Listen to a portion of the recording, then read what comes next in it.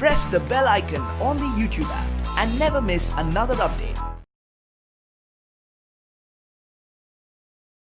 Hello बच्चों, आज मैं आपके लिए लेकर आई हूँ 9वीं कक्षा की एक लोक कथा नफ़े की चक्कर में।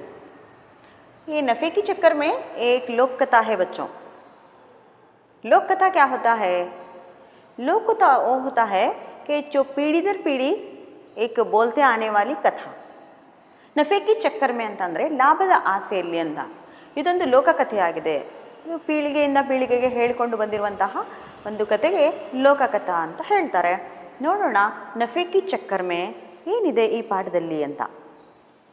ಇಲ್ಲಿ ಒಬ್ಬ ವ್ಯಕ್ತಿ ಲಾಭದ ಆಸೆಯಲ್ಲಿ, ನಫಾ ಅಂತ ಅಂದರೆ ಪ್ರಾಫಿಟ್, ಲಾಭದ ಆಸೆಯಲ್ಲಿ ಬಿದ್ದು ಅವನ ದುರ್ದಶೆ ಏನಾಗುತ್ತೆ, ಲಾಭದ ಒಂದು ಆಸೆಯಲ್ಲಿ ಅವನ ದುರ್ದಶೆ ಏನಾಗುತ್ತೆ ಅನ್ನೋದನ್ನು ಇಲ್ಲಿ ತುಂಬ ಚೆನ್ನಾಗಿ ಒಂದು ಮನೋಜ್ಞವಾಗಿ ಇಲ್ಲಿ ಲೇಖಕರು ಮೂಡಿಸಿದ್ದಾರೆ, ಒಂದು ಲೋಕಕಥೆಯಲ್ಲಿ ಮೂಡಿಸಿದ್ದಾರೆ. ಮಕ್ಕಳೇ ನೋಡೋಣ. नफ़े की चक्कर में इस पाठ का आशय बच्चों, आदमी अपनी मेहनत से जो प्राप्त करता है वही उसके साथ लगता है, उसके हाथ लगता है. आदमी जो मेहनत से जो काम करता है, मेहनत ಪರಿಶ್ರಮ से काम करता है, ಒಬ್ಬ ವ್ಯಕ್ತಿ ಪರಿಶ್ರಮ ಪಟ್ಟು ಕೆಲಸ ಮಾಡಿದಾಗ ಮಾತ್ರ उसके हाथ लगता है, ಅದು ಅವನಿಗೆ ಸಿಗುತ್ತೆ. बिना परिश्रम किए किसी भी वस्तु को पाने की इच्छा करना लालच कहलाती है. बिना परिश्रम के, बिना मेहनत के, ಪರಿಶ್ರಮವಿಲ್ಲದೆ ನಾವೇನಾದರೂ ಪಡಿಬೇಕು ಅಂತಂದರೆ ಅದು ದುರಾಸೆ ಆಗುತ್ತೆ.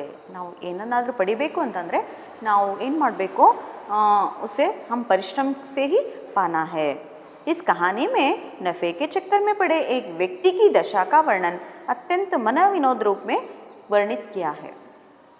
इस पाठ में एक व्यक्ति, नफ़े के चक्कर में पड़ा एक व्यक्ति, उसकी एक दुर्दशा के बारे में मनोविनोद रूप में, अत्यंत मनोविनोद रूप में वर्णित किया है. आइए देखेंगे क्या है इस पाठ में बच्चों. एक दिन बाबू भाई को नारियल खाने का मन हुआ.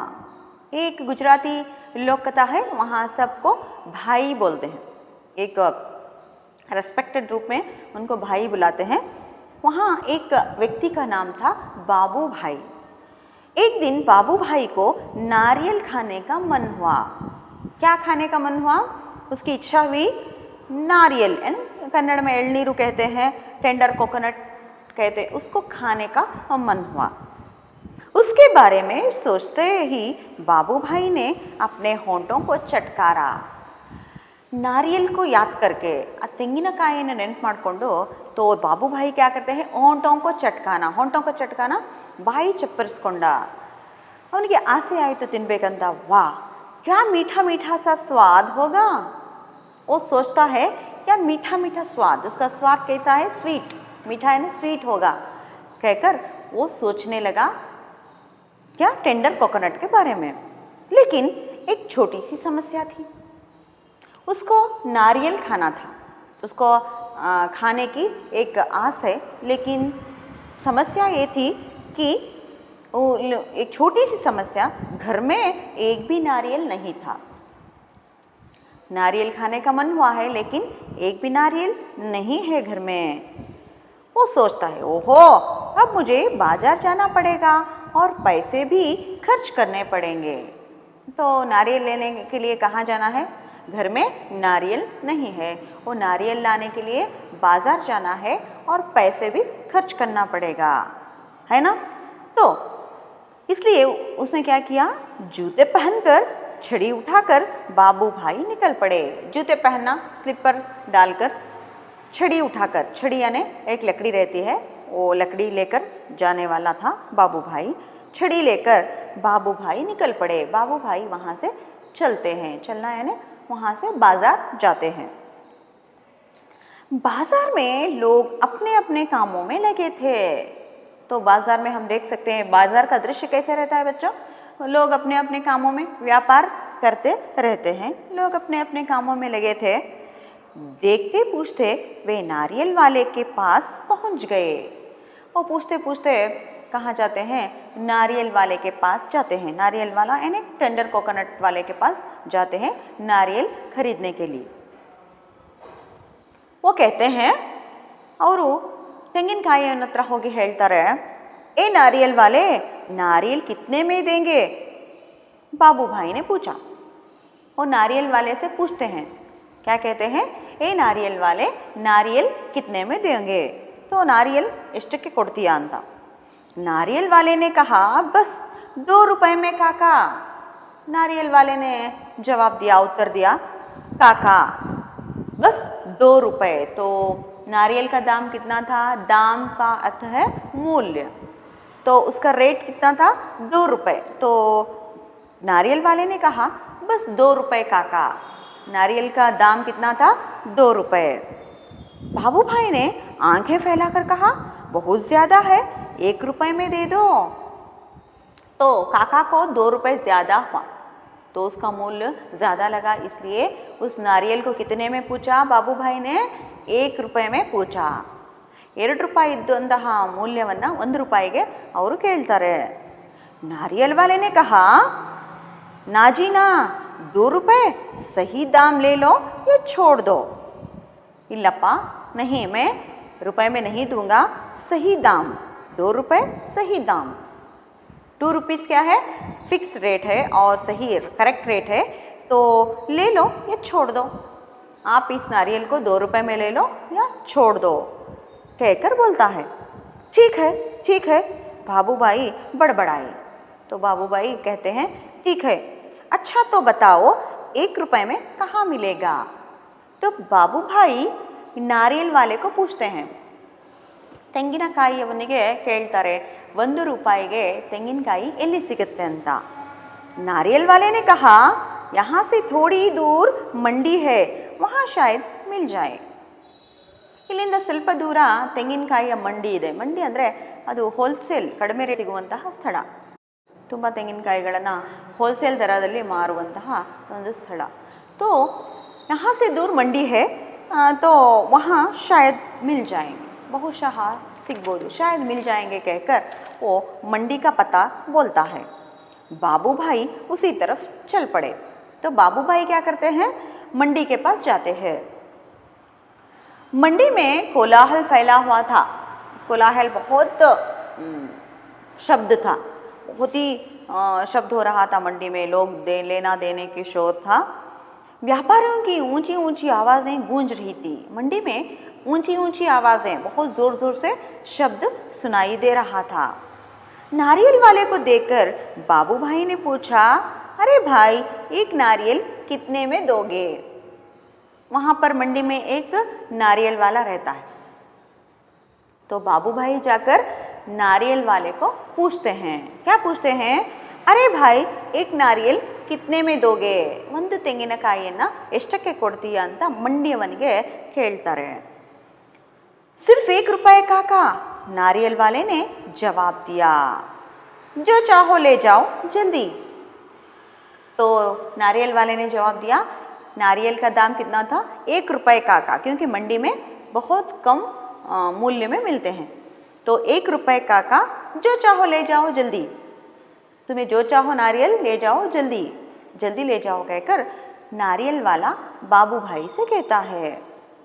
बाबू भाई ने कहा, यह क्या? मैं इतने दूर से आया हूँ और तुम पूरा 1 रुपए मांग रहे हो? 50 पैसे काफ़ी है. मैं इस नारियल को लेता हूँ और तुम यह लो, पकड़ो 50 पैसे. ಆವಾಗ 1 ರೂಪಾಯಿ ಮೌಲ್ಯವನ್ನು ಹೇಳ್ತಾಗ ಬಾಬುಬಾಯಿ ಹೇಳ್ತಾರೆ, ಏ ಕ್ಯಾ, मैं इतनी दूर से आया हूँ, मैं इतनी दूर से चलकर आया हूँ और तुम पूरा 1 रुपए मांग रहे हो. ನೀನು 1 ರೂಪಾಯಿನ ಕೇಳ್ತಿದ್ದೀಯಾ ಅಂತ ಹೇಳ್ತಾರೆ. ಅಲ್ಲಿ ತೆಂಗಿನಕಾಯಿ ಅವನಿಗೆ 2 ರೂಪಾಯಿ ಅಂದರೆ 1 ರೂಪಾಯಿ ಕೇಳಿದರು. ಇಲ್ಲಿ ಮಂಡಿಯಲ್ಲಿ 1 ರೂಪಾಯಿ ಹೇಳಿದರೆ ಅವನು ಎಷ್ಟು ಹೇಳ್ತಿದ್ರು? 50 पैसे काफ़ी है, काफ़ी ಹೆಚ್ಚು. तो इसका रेट कितना है? 50 पैसे है कहकर बाबू भाई 1 रुपए का दाम को क्या करते हैं? 50 रुपए में पूछते हैं. 1 ರೂಪಾಯಿ ತೆಂಗಿನಕಾಯಿಯನ್ನು 50 पैसेಗೆ ಕೇಳ್ತಾರೆ. मैं इस नारियल को लेता हूँ और तुम यह लो, पकड़ो 50 पैसे. ನಾನು ತೆಂಗಿನಕಾಯಿಯನ್ನು ತಗೊಳ್ತೀನಿ, ತಗೋ ಈ 50 ಪೈಸೆಯನ್ನು ಅಂತ ಹೇಳಿ 50 ಪೈಸೆಯನ್ನು ಕೊಡೋಕ್ಕೆ ಮುಂದಾಗ್ತಾರೆ. नारियल वाले ने झट बाबू भाई के हाथ से नारियल को छीन लिया और बोला, माफ़ करो काका। नारियल वाले ने छट उस बाबू भाई के हाथ से नारियल को छीना कसिದುಕೊಳ್ಳುವುದು।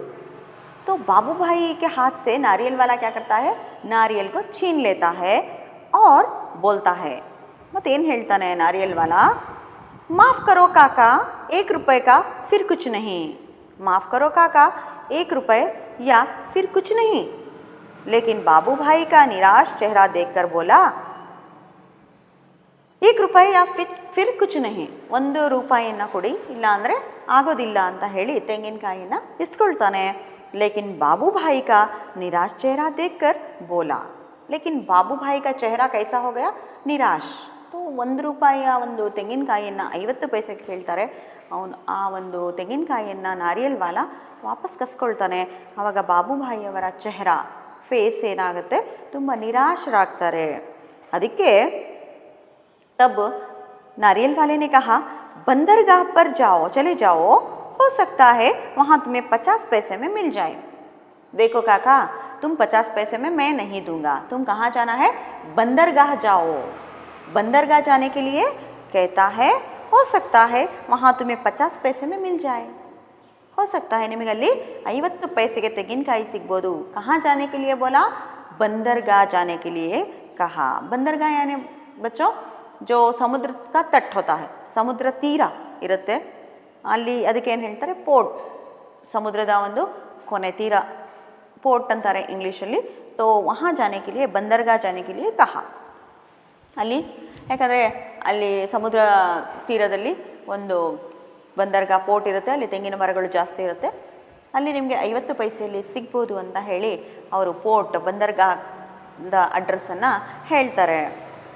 ಅಂದರೆ बाबू भाई को इतनी आशा थी पैसे बचाने की, तो वो पैसे बचाना चाहते थे, नफ़े के चक्कर में पड़ गए थे, ಲಾಭದ ಆಸೆಯಲ್ಲಿ ಬಿದ್ದುಬಿಟ್ಟಿದ್ರು। ತುಂಬ ಕಡಿಮೆ ರೇಟಲ್ಲಿ ನಾನು ತೆಂಗಿನಕಾಯಿಯನ್ನು ತೆಗೆದುಕೊಳ್ಳಬೇಕು ಅಂತ ಆಸೆ ಅವ್ರಿಗೆ ಇತ್ತು, ಮುಂದೆ ನೋಡೋಣ ಏನಾಗುತ್ತೆ। बाबू भाई क्या, तो बाबू भाई को नारियल वाला बंदरगाह जाने के लिए कहता है। बच्चों, बाबू भाई अपनी छड़ी से टेक लगाकर सोचने लगे, आखिर 50 पैसे तो पूरे 50 पैसे हैं, वैसे भी मेरे टांगों में अभी भी दम है। बाबू भाई अपनी छड़ी टेक लगाकर, छड़ी टेक लगाना ಅವನ ಒಂದು ಸ್ಟಿಕ್ಕನ್ನು, छड़ियाने ಸ್ಟಿಕ್ ಇಟ್ಕೊಂಡು ಹೋಗುವಂಥ ಸ್ಟಿಕ್ಕನ್ನು ಇಟ್ಟು ನೆಲದ ಮೇಲೆ ಯೋಚನೆ ಮಾಡ್ತಾರೆ। आखिर 50 पैसे तो पूरे 50 पैसे है, 50 पैसे ಆಗಿದೆ, ಅಂದರೆ 50 पैसे ತುಂಬ ದೊಡ್ಡ ಮೊತ್ತ ಅಂತ ಯೋಚನೆ ಮಾಡ್ತಾರೆ। वैसे भी मेरे टांगों में अभी भी दम है, ಯೋಚನೆ ಮಾಡ್ತಾರೆ, ನನ್ನ ಕಾಲಲ್ಲಿ ಶಕ್ತಿ ಇದೆ, दम है यानी शक्ति, ನಾನು ನಡ್ಕೊಂಡು ಹೋಗಬಲ್ಲೆ। मैं बंदरगाह जाना है क्योंकि मेरे पाँव में शक्ति है, क्योंकि 50 पैसे बचाने के लिए सोचते हैं, 50 पैसे ಉಳಿಯುತ್ತೆ ನಾನು ಬಂದರ್ಗಾಗೆ ಹೋದರೆ ಅಂತ ಹೇಳಿ ಯೋಚನೆ ಮಾಡ್ತಾರೆ। पैरों को घसीटते हुए बाबू भाई चलने लगे। पैरों को घसीटना, ಕಾಲನ್ನು ಎಳ್ಕೊಂಡು ಅವ್ರೇನು ಮಾಡ್ತಾರೆ, ಬಾಬು ಭಾಯಿ ಚಲನೆ ಲಗೆ, ಅವರು ಹೊರಟರು। ಎಲ್ಲಿಗೆ ಹೊರಟರು, ಬಂದರ್ಗಾಹಗೆ ಹೋಗಲಿಕ್ಕೆ ಹೊರಡ್ತಾರೆ। सागर के किनारे एक नाव वाला बैठा था, ಅಲ್ಲಿ ಬಂದರ್ಗಾಹ ಹತ್ರ ಹೋಗ್ತಾರೆ। सागर किनारे, समुद्र के एक साइड में एक कौन बैठा था, एक नाव वाला बैठा था। एक नाव वाला ದೋಣಿಯನ್ನು ಓಡಿಸೋನು, ನಾವೆಯನ್ನು ಓಡಿಸೋನು, नाव वाला बैठा था, उन कुत्ಕೊಂಡಿದ್ದ। उसके सामने 2-4 नारियल पड़े थे। उस नाव वाले के सामने 2-4 नारियल पड़े थे। कितने नारियल पड़े थे, 2-4 नारियल। ಯಾಕೆಂತಂದರೆ ಸಮುದ್ರ ತೀರದಲ್ಲಿ ತೆಂಗಿನ ಮರಗಳಿರ್ತವೆ, ಅದು ಬಿದ್ದಿರ್ತವೆ, ಆ ನಾವಿಯವನ ಮುಂದೆ ಆ ತೆಂಗಿನಕಾಯಿಗಳು ಬಿದ್ದಿರೋದನ್ನು ಇವರು ಕಂಡ್ರು। ಆವಾಗ ಹೇಳ್ತಾರೆ, ಅರೆ ಭಾಯ್ ಏಕ್ ನಾರಿಯಲ್ ಕಿತ್ನೆ ಮೇ ದೋಂಗೆ। तो बाबू भाई ಹೋಗಿ ಆ ನಾವ್ ವಾಲೆ ಕೋ ಪೂछते हैं, ನಾವಿಯವನಿಗೆ ಹೇಳ್ತಾರೆ, ಅರೆ ಭಾಯ್ ಏಕ್ ನಾರಿಯಲ್ ಕಿತ್ನೆ ಮೇ ದೋಗೆ, ಒಂದು ತೆಂಗಿನಕಾಯಿಯನ್ನು ಎಷ್ಟಕ್ಕೆ ಕೊಡ್ತೀರಾ ಅಂತ ಕೇಳ್ತಾರೆ। बाबू भाई ने पूछा और कहा, ये तो काफ़ी अच्छे दिखते हैं, ಇಷ್ಟು ತುಂಬ ಚೆನ್ನಾಗಿದೆ, ಇದನ್ನು ನೀವು ಎಷ್ಟಕ್ಕೆ ಕೊಡ್ತೀರಾ ಅಂತ ಕೇಳ್ತಾರೆ। ಕಾಕಾ, तो नाव वाले ने कहा, ನಾವಿಯವನು ಹೇಳ್ತಾನೆ, ಕಾಕಾ यह कोई पूछने की बात है, केवल 50 पैसे नाव वाले ने कहा। तो नाव वाले कहता है, काका ये कितना है इसका दाम? नारियल का दाम कितना था? 50 पैसे। क्योंकि ಯಾಕೆ ಅಂತಂದರೆ ಸಮುದ್ರ ತೀರದಲ್ಲಿ ಆ ತೆಂಗಿನ ಕಾಯಿಗಳು ಬಿದ್ದಿರ್ತವೆ, ಹಾಗಾಗಿ ಅಲ್ಲಿ ದರ ಏನಾಗಿತ್ತು? ಕಡಿಮೆ ಆಗಿತ್ತು. ಅಲ್ಲಿಯ ರೇಟ್ ಏನಾಗಿತ್ತು? ಕಡಿಮೆ ಆಗಿತ್ತು. ಅದಕ್ಕೆ ನಾವೇವನು ಆ ತೆಂಗಿನಕಾಯಿಯ ಬೆಲೆಯನ್ನು ಎಷ್ಟಕ್ಕೆ ಹೇಳ್ತಾನೆ? 50 ಪೈಸೆ ಅಂತ ಹೇಳ್ತಾನೆ. 50 ಪೈಸೆ ಇದನ್ನು ಕೇಳಿ ಬಾಬುಬಾಯಿ ಹೇಳ್ತಾರೆ, 50 पैसे? बाबूबाई हक्के बक्के हो गए 50 पैसे सुनकर। बाबूभाई को कितने में चाहिए था नारियल? 50 पैसे में, लेकिन यहाँ 50 पैसे अंत तक्षण बाबूभाई हक्के बक्के हो गए। हक्के बक्के होना, चकित होना, बहुत ಆಶ್ಚರ್ಯಚಕಿತ ಹೋನ. ಬಾಬುಬಾಯಿಗೆ ತುಂಬ ಆಶ್ಚರ್ಯ ಆಗುತ್ತೆ 50 पैसे ಅಂತ ಕೇಳಿ. ಯಾಕೆ ಅಂತಂದರೆ इतनी दूर से पैदल आया हूँ, इतना थक गया हूँ और तुम कहते हो 50 पैसे। वो नाव वालों को कहते हैं, ನಾವೇ ಅವನಿಗೆ ಹೇಳ್ತಾರೆ, इतनी दूर से पैदल आया हूँ, पैदल ನಡ್ಕೊಂಡು ಬರೋದು, ವಾಕ್ ಮಾಡ್ತಾ ಬಂದಿದ್ದೀನಿ. तो इतनी दूर से पैदल आया हूँ, इतना थक गया हूँ, ತುಂಬ थक गया हूँ, बहुत ಸುಸ್ತು ಹೋನ, ತುಂಬ ಕಷ್ಟಪಟ್ಟು ನಾನು ಇಲ್ಲಿಗೆ ಬಂದಿದ್ದೀನಿ. ಅವ್ರು ತುಮ್ कहते हो 50 पैसे, ಆದರೆ ನೀನು 50 पैसे ಅಂತ ಹೇಳ್ತಿದೀಯಾ ಅಂತ ಹೇಳ್ತಾರೆ. मेरी मेहनत बेकार हो गई, मेरी मेहनत मेरा परिश्रम व्यर्थ हो गया. ना भाई ना, 50 पैसे बहुत ज़्यादा है. इल्लप्पा ಇಲ್ಲ, 50 पैसे बहुत ज़्यादा है, मैं तुम्हें 25 पैसे दूंगा ಅಂತ ಹೇಳ್ತಾರೆ. तो नाव वाले को बाबू भाई कहते हैं, मैं बहुत दूर से चलते आया हूँ, 50 पैसे ज़्यादा हो गए, मैं कितने पैसे देता हूँ? मैं सिर्फ 25 पैसे 25 पैसा देता हूँ कहकर बोलते हैं. ये लो रख लो. ऐसा कहते हुए बाबूभाई झुककर नारियल उठाने ही वाले थे. ಬಾಬುಬಾಯಿ 25 ಪೈಸೆಯನ್ನು ಕೊಟ್ಟು ತೆಂಗಿನಕಾಯಿಯನ್ನು ಎತ್ತಿಕೊಳ್ತಾ ಇದ್ರು. ಯಾಕೆಂತಂದರೆ ನಾನು ತುಂಬ ದೂರದಿಂದ ಬಂದಿದ್ದೀನಿ, ನನ್ನ ಪರಿಶ್ರಮ ವ್ಯರ್ಥ ಆಗುತ್ತೆ ಅಂತ ಹೇಳಿ. ಇಲ್ಲೂ ಕೂಡ ಅವರು ಎಷ್ಟು ಆಸೆ ಅಂತಂದರೆ 50 ಪೈಸೆಯನ್ನು ಅವರು ಕೂಡ ಕೊಡೋದಿಲ್ಲ, 20 ಪೈಸೆಯನ್ನು ಕೊಡೋಕ್ಕೆ ಮುಂದಾಗ್ತಾರೆ. नाव वाले ने कहा, नीचे रख दो, मेरे साथ कोई सौदा वौदा नहीं, सस्ते में चाहिए नारियल के बगीचे में चले जाओ, वहाँ ढेर सारे मिल जाएंगे मनपसंद दाम में. ಅದಕ್ಕೆ ನಾವ್ವಾಲ ಹೇಳ್ತಾನೆ, ಆ ನೌಕೆಯನ್ನು ಹೇಳ್ತಾನೆ, ಅವನು 25 ಪೈಸೆಗೆ ಕೊಡೋಕ್ಕೆ ಒಪ್ಕೊಳ್ಳೋದಿಲ್ಲ. ಅದಕ್ಕೆ ಹೇಳ್ತಾನೆ, नीचे रख दो, ತೆಂಗಿನಕಾಯಿ नारियल को क्या करना है? नीचे रखना है, नीचे रख दो, मेरे साथ कोई सौदा वौदा नहीं है. सौदा करना व्यापार में 25 पैसे में व्यापार नहीं करना है, सस्ते में चाहिए, बहुत कम दाम में, ತುಂಬ ಕಡಿಮೆ ರೇಟಲ್ಲಿ ಬೇಕಾ? तो नारियल के बगीचे में चले जाओ, ತೆಂಗಿನ ತೋಟಕ್ಕೆ ಹೋಗು. नारियल का बगीचा क्या होता है?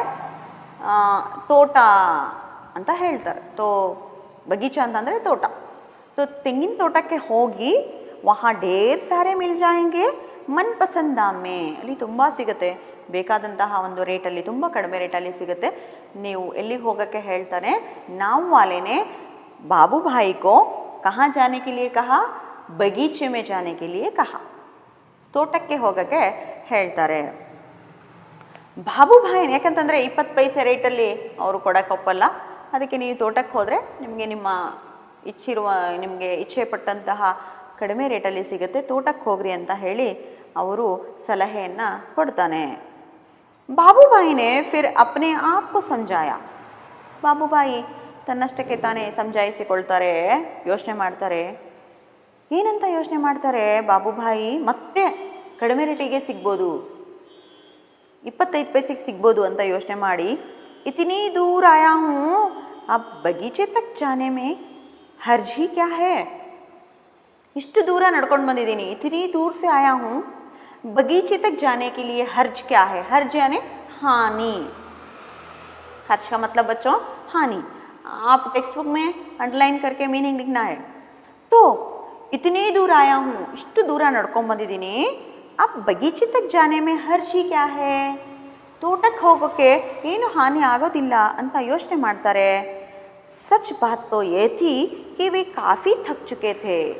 निजवाग्लू थकना, बहुत सुस्त होना, बहुत थकना, बहुत स्ट्रेन होना. लेकिन बाबू भाई बहुत थक चुके थे. ये पैसों के चक्कर में ಲಾಭದ ಆಸೆಯಲ್ಲಿ ನಡೆದು ತುಂಬ ಸುಸ್ತಾಗಿದ್ದರು ಬಾಬು ಭಾಯಿ. ಆದರೂ ಸಹ ಅವ್ರೇನು ಮಾಡ್ತಾರೆ, ಮಗರ್ 25 पैसे बचाने के ख्याल में ही उनमें पूर्ति आ गई.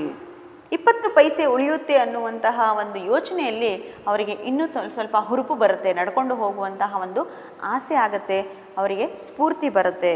ಮುಂದೆ ನೋಡೋಣ ಏನು ಮಾಡ್ತಾರೆ 20 ಪೈಸೆಯನ್ನು ಉಳಿಸೋದಕ್ಕೆ ಮಕ್ಕಳೇ. बाबू भाई नारियल के बगीचे में पहुंच गए. बाबू भाई क्या करते हैं, नारियल के बगीचे चले जाते हैं. वहाँ के माली को देखकर उसने पूछा, ये नारियल कितने में बेचोगे. नारियल के बगीचे में माली रहता है. माली यानी बगीचे में काम करने वाला, ತೋಟದಲ್ಲಿ ಕೆಲಸ ಮಾಡುವವನಿಗೆ ಮಾಲಿ ಅಂತ ಹೇಳ್ತಾರೆ. बगीचे में काम करने वाला माली होता है, वो जहाँ पेड़ों को देखने वाला, पानी डालने वाला. तो बगीचे में कौन था, माली था. माली को देखकर उसने पूछा, उसने बाबू भाई पूछते हैं, ये नारियल कितने में बेचोगे. ಅಲ್ಲಿ ಒಬ್ಬ ತೆಂಗಿನ ತೋಟದಲ್ಲಿ ಒಬ್ಬ ಮಾಲಿ ಇರ್ತಾನೆ, ಅವನಿಗೆ ಹೋಗಿ ಕೇಳ್ತಾರೆ, ಈ ತೆಂಗಿನಕಾಯಿಯನ್ನು ಎಷ್ಟಕ್ಕೆ ಮಾರ್ತೀಯಾ, ಬೇಚನಾ ಮಾರುವುದು. तो कितने में बेचोगे कहकर पूछते हैं. माली ने जवाब दिया. ಅದಕ್ಕೆ ಮಾಲಿ ಹೇಳ್ತಾನೆ, जो पसंद आए ले जाओ काका, बस 25 पैसे का एक. तो ಬಾಬು ಭಾಯಿಗೆ ಎಷ್ಟು ರೂಪಾಯಿಗೆ ಬೇಕಾಗಿತ್ತು, 25 ಪೈಸೆಗೆ ಬೇಕಾಗಿತ್ತು. ಅದಕ್ಕೆ ಇಲ್ಲಿ ಮಾಲಿ ಏನು ಹೇಳ್ತಾನೆ, जो पसंद आए ले जाओ काका, ನಿಮಗೆ ಇಷ್ಟ ಬಂದಿದ್ದನ್ನು ತಗೊಂಡು ಹೋಗಿ ಕಾಕಾ. ಕಾಕಾ ಏನೇ अंकल. बस 25 पैसे का एक. कितने का एक कहा, 25 पैसे, 25 ಪೈಸೆ. ನೋಡಿ, ಬಾಬು ಭಾಯಿಗೆ 20 ಪೈಸೆಗೆ ಬೇಕಾಗಿತ್ತು ತೆಂಗಿನಕಾಯಿ, ಆದರೆ ಇಲ್ಲಿ ರೇಟ್ ಎಷ್ಟಾಗಿತ್ತು, ಇಲ್ಲಿಯೂ ಕೂಡ 25 ಪೈಸೆ ಆ ತೆಂಗಿನ ನಾರಿಯಲ್ನ ದಾಮ್ ಆಗಿತ್ತು, ನಾರಿಯಲ್ನ ಒಂದು ದರ ಆಗಿತ್ತು. ಇಲ್ಲಿ ಏನು ಮಾಡ್ತಾರೆ, ತಗೊಳ್ತಾರೋ ಅಥವಾ ಇಲ್ಲೋ ನೋಡೋಣ. हे भगवान, 25 पैसे, पूरा रास्ता पैदल आने के बाद भी मेरी बात मानो, एक नारियल मुफ्त में ही दे दो. हाँ देखो मैं कितना थक गया हूँ. ಅಲ್ಲಿ 25 ಪೈಸೆ ಅಂತ ಹೇಳಿದ್ರು ಕೂಡ ಈ ಬಾಬುಬಾಯಿ ಏನು ಹೇಳ್ತಾರೆ ನೋಡಿ, ಹೇ ಭಗವಾನ್ 25 पैसे, ಹೇ ದೇವ್ರೆ, ಹೇ ಭಗವಾನ್ 25 पैसे, 25 ಪೈಸೆನಾ, ಪೂರಾ ರಾಸ್ತಾ ಪೈದಲ್ ಆನೆ ಕೆ ಬಾದ್ ಭಿ, ಪೂರ್ತಿ ರಸ್ತೆಯನ್ನು ನಾನು ನಡ್ಕೊಂಡು ಬಂದಿದ್ದೀನಿ. ಮೇರಿ ಬಾತ್ ಮಾನೋ, ಏಕ್ ನಾರಿಯಲ್ ಮುಫ್ತ್ ಮೇ ಹಿ ದೇ ದೋ. हाँ, एक नारियल मुफ्त में यानी फ्री में दे दो. एक नारियल कितने में देना था, फ्री में दे दो कहकर पूछते हैं. देखिए यहाँ भी बाबू भाई 25 पैसे भी नहीं देते. वो 25 पैसे बचाने के लिए नारियल को मुफ्त में पूछते हैं. हाँ देखो मैं कितना थक गया हूँ, मैं ಇಷ್ಟೊಂದು ಕಷ್ಟಪಟ್ಟು ಬಂದಿದ್ದೀನಿ, ನನಗೆ ಫ್ರೀಯಾಗಿ ಕೊಡು ಅಂತ ಬಾಬು ಭಾಯಿಯವರು ಆ ತೋಟದ ಮಾಲಿಗೆ ಹೇಳ್ತಾರೆ. ಬಾಬು ಭಾಯಿಗೆ ಬಾತ್ ಸುನ್ಕರ್ ಕಹಾ, ಬಾಬು ಭಾಯಿಯ ಮಾತನ್ನು ಕೇಳಿ ಮಾಲಿ ಹೇಳ್ತಾನೆ, ಅರೆ ಕಾಕಾ ಮುಫ್ತ್ ಮೇ ಚಾಹಿಯೇ ನಾ, ಪೇಡ್ ಪರ್ ಚढ़ जाओ और जितने चाहो तोड़ लो. ಅದಕ್ಕೆ ಇಲ್ಲಿ ಮಾಲಿ ಹೇಳ್ತಾನೆ, ಬಾಬು ಭಾಯಿ ಕಿ ಬಾತ್ ಸುನ್ಕರ್ ಮಾಲಿ ನೆ ಕಹಾ, ಮಾಲಿ ಹೇಳ್ತಾನೆ, ಅರೆ ಕಾಕಾ ಮುಫ್ತ್ ಮೇ ಚಾಹಿಯೇ ನಾ, ಫ್ರೀಯಾಗಿ ಬೇಕು, ಮುಫ್ತ್ ಮೇ ಹೋನಾ ಹೈ ನಾರಿಯಲ್, तो पेड़ पर चढ़ जाओ और जितने चाहो तोड़ लो. तो कहाँ चढ़ने के लिए कहा, पेड़ पर चढ़ने के लिए कहा. नारियल के पेड़ पर चढ़ने के लिए कहते हैं. ತೆಂಗಿನಕಾಯಿ ಮರದ ಮೇಲೆ ಹತ್ಬಿಟ್ಟು ನೀವು ಕಿತ್ಕೊಳ್ರಿ, ನಿಮಗೆ ಫ್ರೀಯಾಗಿ ಸಿಗಂಗಾಗುತ್ತೆ ಅಂತ ಹೇಳ್ತಾರೆ ಆ ಒಂದು ಮಾಲಿ. ಆಮೇಲೆ ಏನಾಗುತ್ತೆ ನೋಡೋಣ. ಸಚ್ ಜಿतना चाहूँ ले लूँ. बाबू भाई को खुशी से फूल न समाए, उन्होंने जल्दी जल्दी पेड़ पर चढ़ना शुरू कर दिया. जितना चाहे ले लूँ, ನನಗೆ ಎಷ್ಟು ಬೇಕಷ್ಟು ತಗೋಬೋದಾ, ತೆಂಗಿನಕಾಯಿ ಮರವನ್ನು ಹತ್ತಿ ಅಂತ ಹೇಳಿ ಅವ್ರಿಗೆ ತುಂಬ ಸಂತೋಷ ಆಗುತ್ತೆ, ಫ್ರೀಯಾಗಿ ಸಿಗುತ್ತೆ ತೆಂಗಿನಕಾಯಿ ಅಂತ ಹೇಳಿ ಬಾಬು ಭಾಯಿ ತೋ खुशी में फूल न समाये, फूल न समाना ये मुहावरे ಗಾದೆ ಮಾತು. ಅದರ ಅರ್ಥ है अधिक प्रसन्न होना. ಬಾಬುಭಾಯಿ को बहुत प्रसन्नित हो गए. ಅವರಿಗೆ ತುಂಬ ಸಂತೋಷ ಆಗುತ್ತೆ. ಮರದ ಮೇಲೆ ಹತ್ತಿ ಕಿತ್ಕೊಂಡ್ರೆ ಫ್ರೀಯಾಗಿ ಸಿಗುತ್ತೆ ಅಂತ ಹೇಳಿ वो फूल न समाये उन्होंने जल्दी जल्दी पेड़ पर चढ़ना शुरू कर दिया. ಫ್ರೀಯಾಗಿ ಸಿಗುತ್ತೆ ಅಂತ ಹೇಳಿದ ತಕ್ಷಣ ಮಕ್ಕಳೇ ಬಾಬುಭಾಯಿ ಏನು ಮಾಡ್ತಾರೆ, ತೆಂಗಿನ ಮರದ ಮೇಲೆ ಹತ್ತುತ್ತಾರೆ. 2 ರೂಪಾಯಿ ಇದರದನ್ನು ತಗೊಂಡಿಲ್ಲ, 1 ರೂಪಾಯಿಗೂ ತಗೊಂಡಿಲ್ಲ, 50 ಪೈಸೆಗೂ ತಗೊಂಡಿಲ್ಲ, 25 ಪೈಸೆಗೆ ತಗೊಂಡಿಲ್ಲ. ಕೊನೆಗೆ ಫ್ರೀಯನ್ನು ಕೇಳಿದಾಗ ಅವರು ತೆಂಗಿನಕಾಯಿ ಮರವನ್ನು ಹತ್ತಕ್ಕೆ ಹೇಳಿದಾಗ वो क्या करते हैं, नारियल के पेड़ पर चढ़ते हैं. पेड़ पर चढ़ते चढ़ते बाबू भाई ने सोचा बहुत अच्छे, मेरी तो किस्मत फूल गई, कितने नारियल चाहे तोड़ लो और पैसे भी ना दूं, क्या बात है. पेड़ पर चढ़ते चढ़ते बाबू भाई ने सोचा. पेड़ पर चढ़ते चढ़ते बाबू भाई सोचते हैं, आ ತೆಂಗಿನ ಮರದ ಮೇಲೆ ಹತ್ತುತ್ತಾ ಹತ್ತುತ್ತಾ ಏನು ಯೋಚನೆ ಮಾಡ್ತಾರೆ, ಬಹುತ್ ಅಚ್ಚೆ, ಮೇರಿ ತೋ ಕಿಸ್ಮತ್ ಖುಲ್ ಗೈ. ಎಷ್ಟು ಒಳ್ಳೆಯ ಸಂತೋಷ ಆನಂದ ಆಗುತ್ತೆ ಅಂತಂದರೆ ನನ್ನ ಹಣೆ ಬರ ಎಷ್ಟು ಚೆನ್ನಾಗಿದೆ, ಎಷ್ಟು ಲಕ್ಕಿ ಇದ್ದೀನಿ ನಾನು. ಜಿತನೇ ನಾರಿಯಲ್ ಚಾಹೋ ತೋಡ್ಲೂ ಅವ್ರ ಪೈಸೆ ಭೀ ನಾ ದೂಂ, ಕ್ಯಾ ಬಾತ್ ಹೇ, ನಾನು ಎಷ್ಟು ಬೇಕು ತೆಂಗಿನಕಾಯಿಯನ್ನು ಕಿತ್ಕೋಬೋದು ಮತ್ತು ದುಡ್ಡನ್ನು ಕೂಡ ಕೊಡೋಂಗಿಲ್ಲ, ಫ್ರೀಯಾಗಿ ನಾನು ಎಷ್ಟು ಬೇಕಷ್ಟು ತೆಂಗಿನಕಾಯಿಯನ್ನು ಕಿತ್ಕೋಬೋದು ಅಂತ ಹೇಳಿ ಕ್ಯಾ ಬಾತ್ ಹೇ, ಎಷ್ಟು ಸಂತೋಷ ಆಗುತ್ತೆ, ನಾನು ಎಷ್ಟು ಲಕ್ಕಿ ಇದ್ದೀನಿ ಅಂತ ಹೇಳಿ. तो बाबू भाई क्या करते हैं, नारियल के पेड़ पर चढ़ते हैं. बच्चों आगे का भाग देखेंगे तो इस नफ़े के चक्कर में बाबू भाई की हालत क्या होती है. ಅವನ ದಶೆ ಏನಾಗುತ್ತೆ, ಆ ಬಾಬು ಭಾಯಿಯವರ ದಶೆ ಈ ಒಂದು ಲಾಭದ ಆಸೆಯಲ್ಲಿ ದುಡ್ಡನ್ನು ಉಳಿಸೋದಕ್ಕೋಸ್ಕರ ಅವ್ರ ಮುಂದೆ ಅವರ ದಶೆ ದುರ್ದಶೆ ಏನಾಗುತ್ತೆ ಅನ್ನೋದನ್ನು ನಾವು ಮುಂದಿನ ಭಾಗದಲ್ಲಿ ನೋಡೋಣ.